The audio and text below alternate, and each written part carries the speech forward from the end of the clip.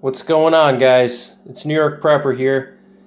In this video, I just want to share an affordable and reliable radiation dosimeter that doesn't require electronics and is not an electronic device. And I think it's something that every prepper should have in their bug out bags and in their emergency supply storage areas. And that's the RADTriage card. Okay, and what these cards are just little radiation sensors, and what they do is they measure your accumulated radiation dose. Okay, and it's made by JP Laboratories in Middlesex, New Jersey. Okay, there's their contact information. You can pause the video if you want to contact them, but you can buy these on Amazon for $20. As of the timing of this video, which was February 2021, I bought these for $20, and I keep one of these in my bug out bag, and I also keep some of them in my emergency supply storage areas. Okay, and what this does is it measures your accumulated radiation dose. And so what does that mean? This is not a Geiger counter. A Geiger counter, what it does is it measures the radiation in the background, okay? But a Geiger counter doesn't measure your accumulated dose, all right? It's kind of like a carbon monoxide detector. That's what a Geiger counter is, okay? It's like a carbon monoxide detector. The carbon monoxide detector will tell you if there's carbon monoxide, and there'll be an alarm, but it's not going to tell you how much carbon monoxide you've been exposed to over a period of time. And that's where these cards like this come into play, and that's the difference between a radiation dosimeter and a Geiger counter. Okay, a Geiger counter is only detecting the radiation, but it's not measuring your accumulated dose. And that's what you need to know, is you need to know your accumulated dose. And that's what this card does for you. Okay, this card will tell you how much radiation you've accumulated in your body over a period of time. And that's what's important, okay, because the more radiation that you're exposed to over time, the worse it is, okay? And if we're talking about a SHTF situation, if we're talking about a nuclear attack, a nuclear emergency, okay, whether it's man-made or natural, or whether it was caused by a terrorist or a foreign government, or whether it was just an accident, you're going to want to know how much radiation you've accumulated over time, okay? Because that's where the health problems will start to begin, okay? The more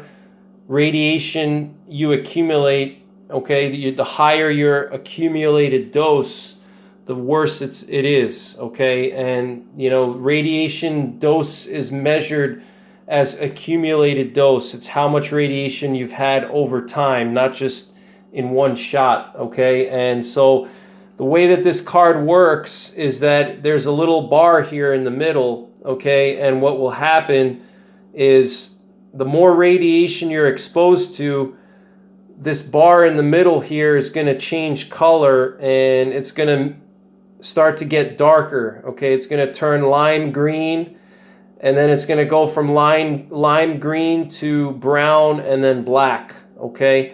So the more radiation you're exposed to, the darker it's going to be. And what you do is you look at this bar here and you see what color it is, and then you match up the color of this bar with the number here, okay? And these numbers represent millisieverts, okay? 50 millisieverts, if you guys see here, there's 50, 100, 250, and then it goes up to 4,000, okay? 50 millisieverts is what the federal government recommends as the maximum allowable radiation dose over the period of 1 year, okay?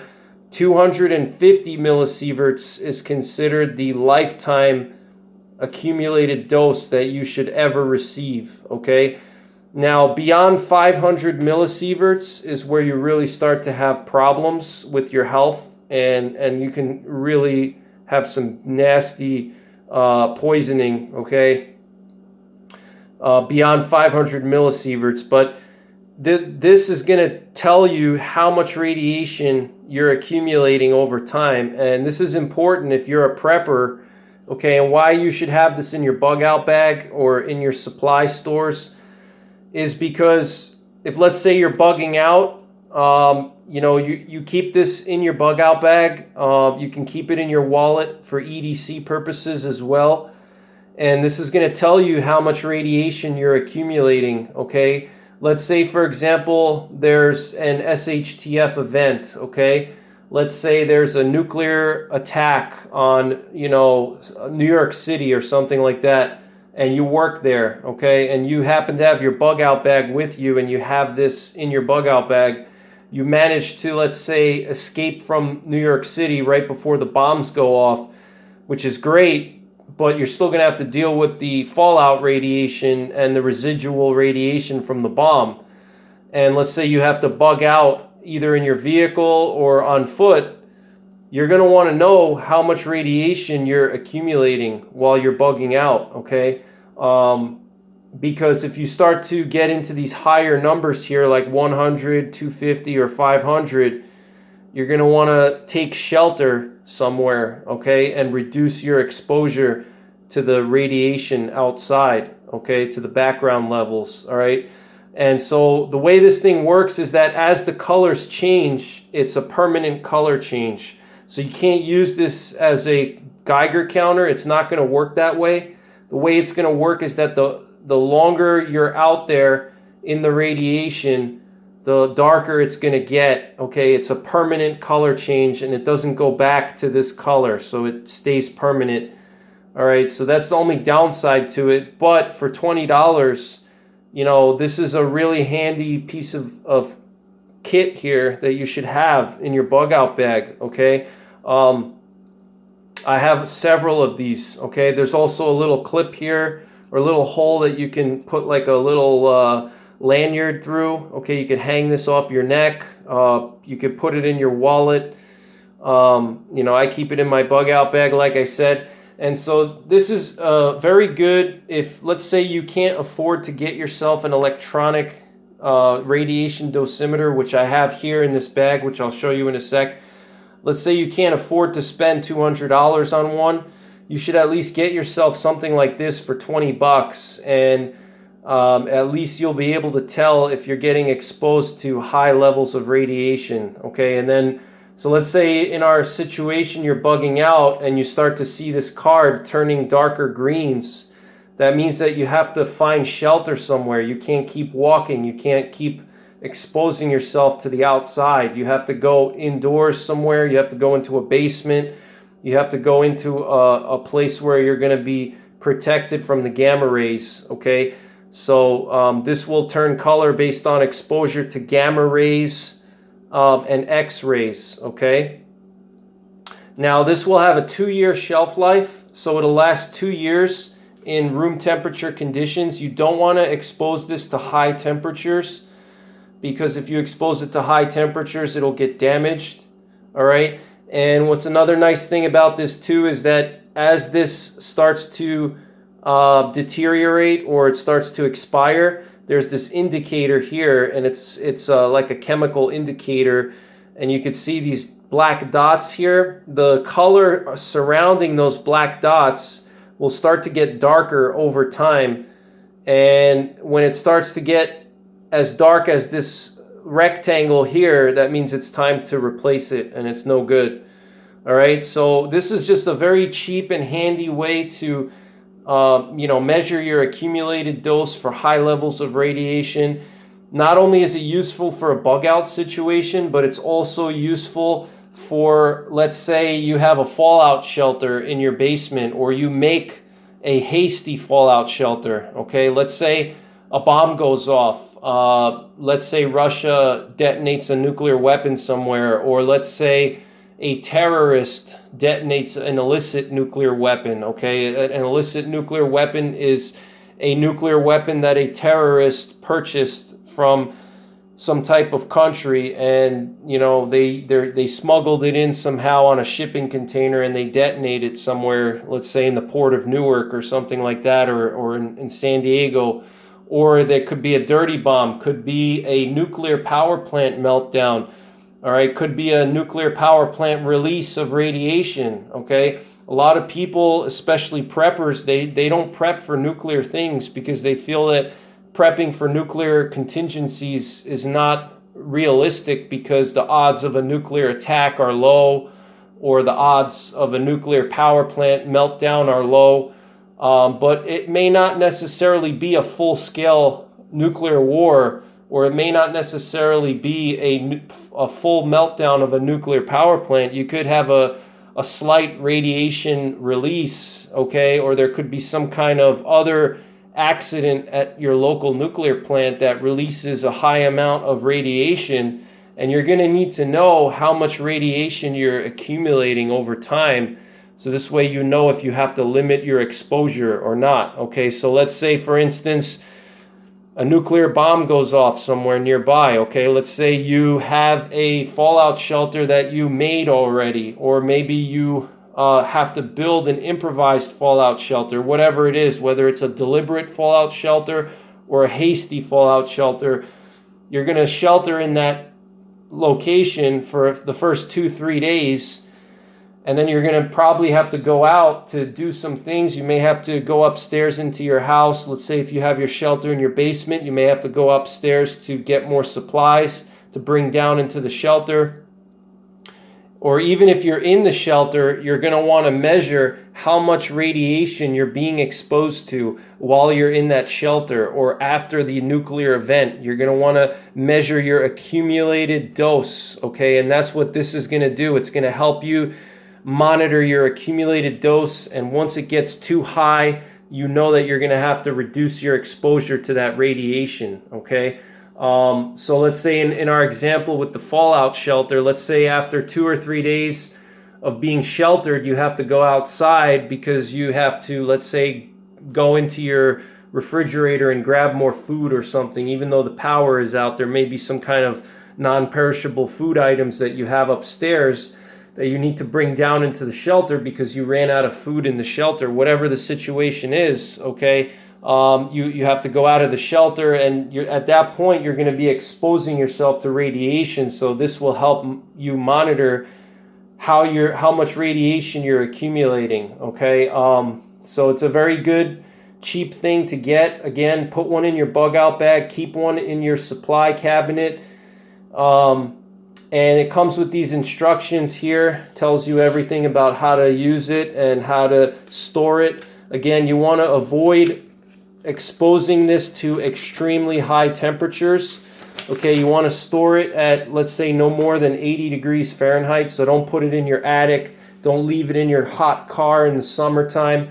Okay, it has these nice instructions here, very detailed instructions. Okay, you can, if you store this in a cold place like a refrigerator, this can last up to 10 years if it's stored in 5-degree Fahrenheit conditions, okay? But at room temperature, this will have a shelf life of 2 years, okay? So, you know, you want to avoid leaving this in a hot car. Let's say you have a bug out bag. You don't want to leave your bug out bag in a hot car because this will go bad, okay? Any high temperatures that this is exposed to, it will break it down. Also, sunlight. You don't want to leave this in the sun. Like if you throw this on the dashboard of your car, or you know, you wear this on your person outside and on a sunny day, it's going to break it down. So you want to keep this in a cool, dry space where there's no sunlight and excessive heat, okay? So very good thing to get. Another good thing about this, and the reason why I bought it, is if my primary radiation dosimeter fails, then I have a backup, okay? You never want to put all your eggs in one basket, especially an electronic device, okay? In this bag here, I have a expensive radiation dosimeter. It's the EcoTest Terra-P, and I've done a review on it, and I'll attach a link to that review up above at the top of your screen. You can watch that review. But the Terra-P is a great radiation dosimeter and radiation detector. But the problem with the Terra-P is that, like any electronic device, it can fail, okay? I can crush it. If it's in my bug out bag, I can drop it and it can break. It can get wet. It's not waterproof, so I have to keep it in a waterproof pouch. As you see here, I have it in a Faraday bag, which is made by Tech Protect, and I've done a review on this bag before. I'll also include a link at the top of your screen if you want to check these bags out and buy some of them. I highly recommend these EMP bags.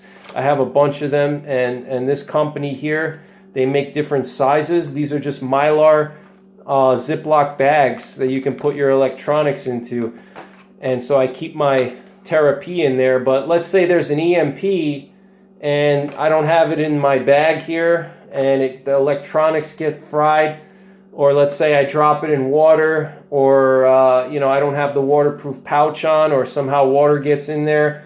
I crush it in my bug out bag. Let's say I drop my bug out bag and it breaks it. I step on it. Whatever the situation is, the batteries run out.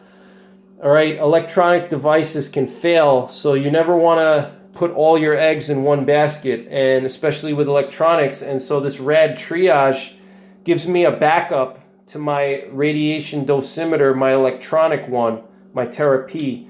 All right, so let me just show you the Terra-P real quick. And this is the one that I did a review of here. All right, so this is ideally what you want. You want something like this. You know, if you have the money, you should definitely get yourself a Terra-P. I love this thing, okay?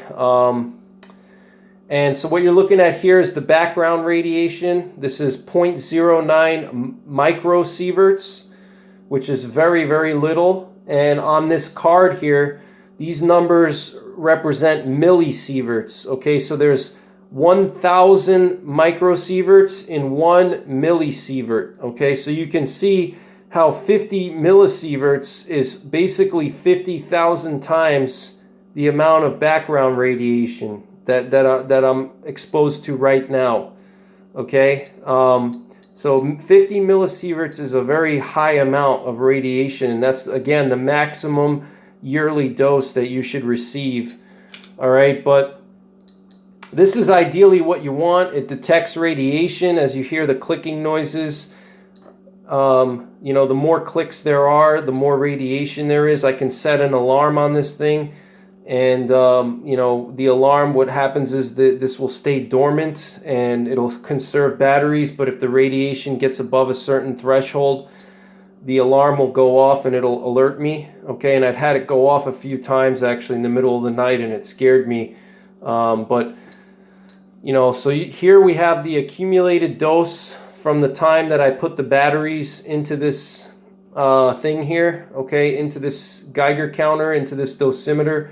This is the accumulated dose from the time that I put the new batteries in, or if I reset it, it would start when I reset, okay? You can reset this counter here, but it counts how much radiation I'm accumulating, and that's basically what this card will do, the same thing. So here I have 0.7 millisieverts, which is very, very small.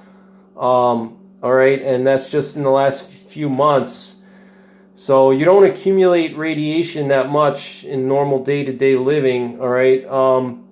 So this will also tell you my time, that, tell me the hour and the day and all that stuff. But, ideally you want something like this, but again, this is fragile, it's electronics. So here I have these RADTriage cards, which are going to help me when this thing fails, if it does ever fail.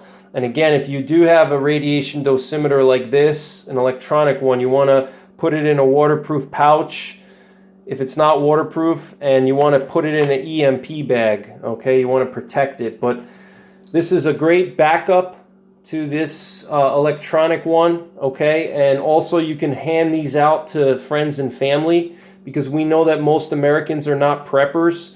So you should have a bunch of these laying around, and if there's a nuclear situation, you can hand these out to your spouse, to your kids, to your parents, to your family members, your friends, whatever, your prepping group. So have a few of these laying around. They're only $20, and you know, they're worth it in my opinion. And again, you know, we have to think about the odds of a nuclear event are much higher now than they've ever been. You know, not just from a nuclear attack from Russia or China or something like that, but also a terrorist using a illicit nuclear weapon, a dirty bomb, or a nuclear power plant failure or meltdown. We only have to look not too far in the history to look back and see that nuclear power plant failures happen pretty often. I mean, we had 3 Mile Island in the 1980s in Pennsylvania, which is not far from my location.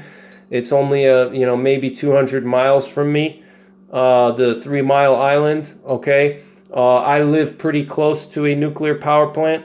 All right, and again, it doesn't necessarily have to be a full meltdown of the power plant. It could just be a temporary spike in radiation, which happens more often than people realize. Okay, nuclear power plants always have spikes in radiation, and they release it into the surrounding areas. So you want to know, you know, what kind of radiation you're being exposed to, so you can protect yourself. Okay, and this will help you do that. All right, and again, you know, ideally you should have an electronic device like this that you can set an alarm for it. So if, like right now, the radiation were to spike, the alarm on my dosimeter is going to go off, and it's going to tell me that, you know, there's some kind of high radiation levels. But this will tell me my accumulated dose. All right, so you should keep this in your bug out bag. Absolutely have this in your bug out bag. Very good thing to have. So that's pretty much it for this video, guys. Again, it's the RADTriage. Okay, check this thing out. Very cool. And I'll do more videos on nuclear survival. And I also did a nuclear survival series when I first started my channel, and I'll attach a link to that playlist. I think I made like 7 or 8 videos, and at the end of this video you'll see a link where you can click on it and you can watch all of my nuclear survival videos. And I'm going to do a lot more videos on nuclear survival, so stay tuned for those videos. All right, guys, so that's pretty much it for now. Thanks for watching. Take care. God bless. And don't forget the 3 Ps: prepare, practice, and persevere.